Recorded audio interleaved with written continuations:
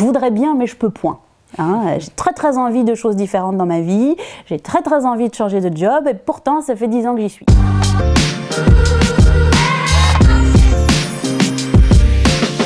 En fait, la raison pour laquelle j'ai décidé de proposer ces ateliers, c'est parce que je le vois tous les jours en consultation avec les personnes qui viennent me voir, qui sont terrifiées par le changement.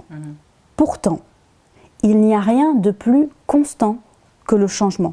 Nous changeons en permanence. Et dans la représentation des choses, nous allons en faire un ennemi. Là où en fait c'est un super allié pour le développement. Et donc l'idée c'est aussi de se donner les moyens de regarder les choses sous un autre angle et en fait d'intégrer que le changement est omniprésent, quoi.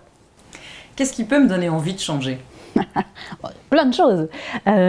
Tout est moteur de changement, si ce n'est que pour activer un changement, l'être humain a d'abord besoin d'être dans une situation d'insatisfaction et qu'il ait le souhait de sortir de cette insatisfaction. Malheureusement, dans un premier temps, dans l'apprentissage du changement, on passe par une phase qui est « je dois attendre d'aller mal pour m'autoriser à aller mieux ». Hein, il y a beaucoup de personnes qui attendent d'avoir une rage de dents pour aller voir le dentiste. Et puis il y en a d'autres qui vont, chaque année, dire bonjour au dentiste alors qu'ils n'ont rien. Et ça, c'est à peu près le même mécanisme dans la relation au changement. Et l'idée, c'est de permettre aux gens de se rendre compte de tous les bénéfices qu'il y a dans le changement. D'ailleurs, des études ont été faites récemment via les neurosciences et qui nous prouvent que des personnes qui choisissent leur changement, attention, pas ceux qui le subissent, mais ceux qui le choisissent, créent en fait au niveau de la plasticité du cerveau des nouveaux chemins de pensée et donc activent des associations neuronales nouvelles. Et donc ça va générer un plaisir, va générer une motivation, va générer... Et donc pour les personnes âgées, garder la curiosité de faire des choses ou même déménager, si c'est un choix, va être hyper stimulant et va être très porteur. Mais si on prend une personne âgée sans son consentement et qu'on la déplace de son environnement, là on est clair et net, les résistances vont être puissance 10, voire même une régression, quoi.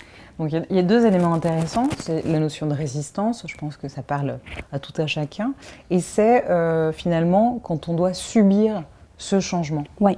Tout à fait. Tu peux creuser un peu. Et donc, quand je suis dans une organisation et que le top management, pour des raisons valables ou non, décide de créer un changement, il va y avoir par définition une résistance parce que je n'ai pas choisi ce changement, donc je n'y ai pas adhéré.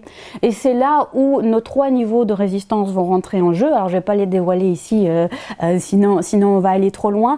Mais en tout cas, ces 3 niveaux de résistance qui sont très comportementales vont pouvoir m'éclairer sur où je suis. Et est-ce que j'ai envie de maintenir cette résistance parce que pour moi ça fait sens, mais je le fais consciemment, ou bien je me rends compte que cette résistance est énergivore, j'en ai ras-le-bol, j'ai envie d'adhérer, qu'est-ce que je dois mettre en place pour pouvoir suivre le mood qui m'a été imposé. Et donc c'est important de rappeler aussi que résister au changement, c'est normal. C'est sain dans le processus d'intégration.